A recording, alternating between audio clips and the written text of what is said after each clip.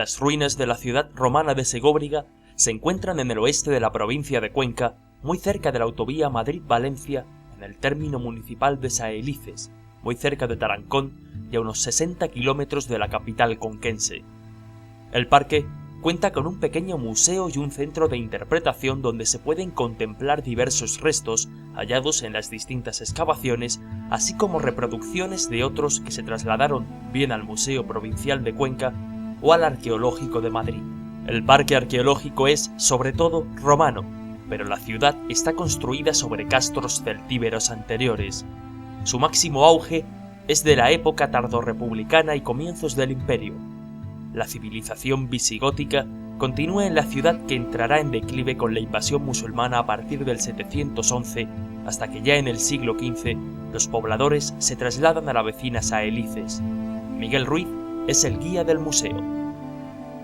Nos encontramos ahora mismo en una ciudad romana, pero que anteriormente tuvo su origen en época celtibérica. Desde el siglo V a.C. son los primeros restos casuales, los primeros hallazgos casuales que se conservan. Se encontraron en una parte del gimnasio, de las termas del teatro, pero surgiría un castro celtibérico, una pequeña aldea celtibérica hacia el siglo IV, III a.C., que posiblemente se transformó en oppidum celtibérico hacia el siglo II, el momento de celtiberización de esta zona y de desarrollo urbano, en el momento de urbanización de la ciudad. Pero no va a ser hasta ese año 15 a.C., el año 15 a.C., cuando se le conceda a este núcleo de población el título de municipium, o ciudad romana autogobernada, municipio, con gobierno local propio. Y va a ser cuando se empiecen a desarrollar las principales obras arquitectónicas, el programa arquitectónico monumental de la ciudad, como será el foro, edificios de espectáculos, termas monumentales, etc. Luego tendrá su continuidad en época visigoda, quedándose relegada la población en época musulmana. A partir del 711 la población huye hacia el norte, escapando de la invasión, y solamente se conserva una pequeña torre en lo alto del cerro, la Acrópolis, de vigilancia, donde estaría posiblemente solamente la guarnición y su familia. Luego ya se construye con la Reconquista una aldea de repoblación para volver a habitar todas estas tierras hasta entonces despobladas, y se abandona en el siglo XV, trasladándose la población a Saelices, y va a ser el momento en que desaparezca el poblamiento en el Cerro de Cabeza Griego o la ciudad de Segóbriga. El enclave de la ciudad, además de servir como nodo de comunicaciones para las vías romanas, era un lugar estratégico en el aspecto económico, puesto que es la capital administrativa de las explotaciones mineras del lapis specularis, que, como sabemos, se usaba en la construcción de ventanas y que se exportaba a todo el Imperio Romano. La importancia que tuvo esta pequeña ciudad dentro de las provincias de la división administrativa romana se debió principalmente a encontrarse en el centro de un distrito minero, dentro del distrito minero del lapis specularis, el yeso especular o espejuelo, que se utilizaba para hacer las ventanas de las mejores casas de todo el imperio, como por ejemplo la Domus Aurea del emperador Nerón. El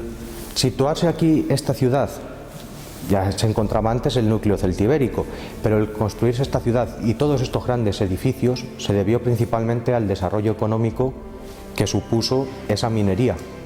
que si bien no pertenecía propiamente a la ciudad de Segóbriga, era propiedad del emperador. Segóbriga se enriqueció al estar dentro de los 100.000 pasos que habla Plinio el Viejo, el geógrafo latino, que sitúa que los 100.000 pasos alrededor de Segóbriga, unos 127 kilómetros, se encontraban las mejores minas de lapis specularis de todo el imperio, mejores que las de Túnez, Turquía y el resto de minas que existen a lo largo de toda la geografía mediterránea de este mineral. También se encuentra como nódulo o punto céntrico en una de las vías de comunicación principales. Siempre estas tierras de Cuenca han sido puntos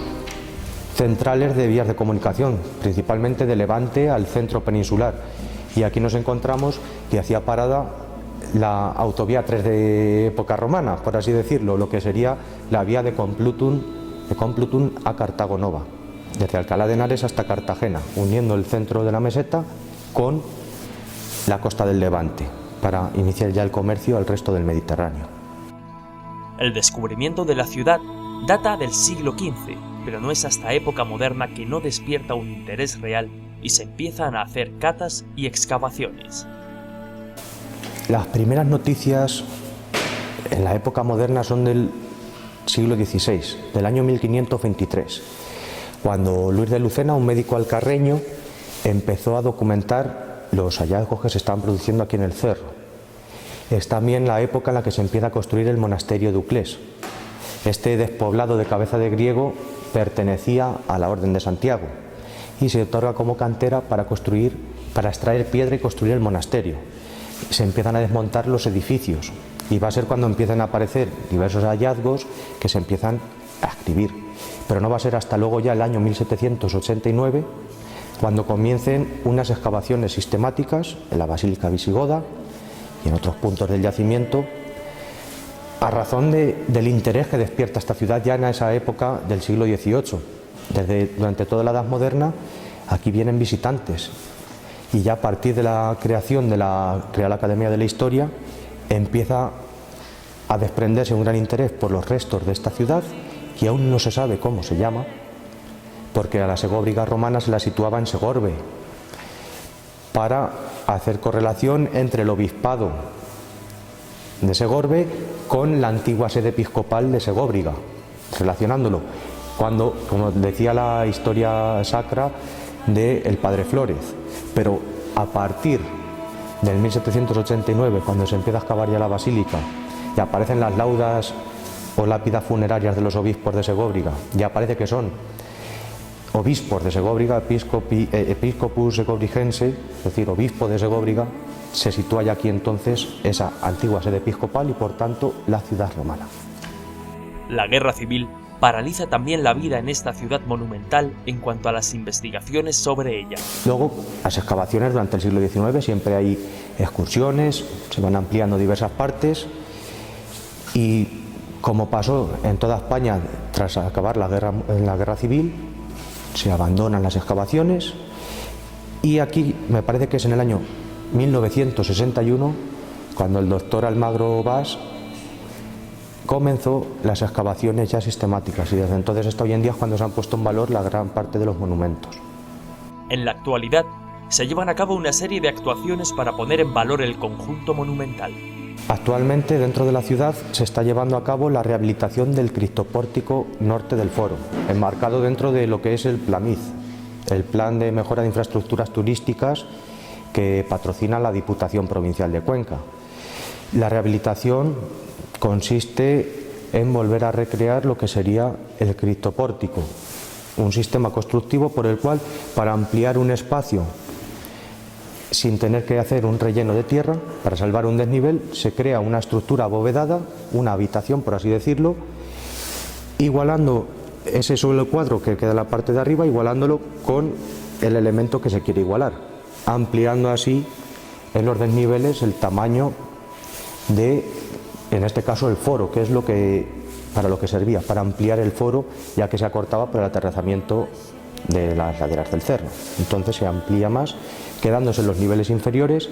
para otros usos, como bien puede ser, como se piensa que sería el tabulario o el archivo de la ciudad. El parque arqueológico ofrece al visitante una amplia cantidad de contenidos informativos con explicaciones orientadas a conocer la ciudad propiamente dicha, así como su, en otra hora, organización social, lúdica, judicial y económica. Pues una vez que acceda al recinto del parque, llegará al centro de interpretación, donde se realizan dos partes de las tres que tiene la visita a la ciudad de Segóbriga. En primer lugar, dentro del centro de interpretación podrá ver un audiovisual en el que se cuenta de una forma resumida un poco la historia de la ciudad y de la investigación arqueológica llevada hasta el momento. Van a poder ver los visitantes incluso cómo se descubrieron algunas de las estatuas que estamos observando ahora mismo. Aparece el momento de la excavación. Luego se pasaría a esta sala de museo donde nos encontramos ahora, en la que se exponen todo piezas originales encontradas a lo largo de las excavaciones, concretamente y principalmente a lo largo de las últimas excavaciones, ya que el grueso de escultura romana y de otras piezas se encuentran en el Museo Provincial de Cuenca. Y ya una vez que ha visto estas dos partes de contextualización, para contextualizar y para hacerse una idea de a dónde va a pasar, ya se entraría al parque, donde van a empezar a ver toda una serie de monumentos visitables que le van a ayudar a comprender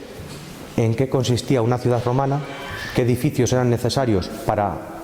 darle ese carácter de ciudad, y luego las posteriores pervivencias, desde la Basílica Visigoda hasta la torre musulmana, la torre de defensa musulmana, y por último ya lo que es la ermita de la patrona de Salices, la Virgen de los Remedios, último vestigio ya del cerro.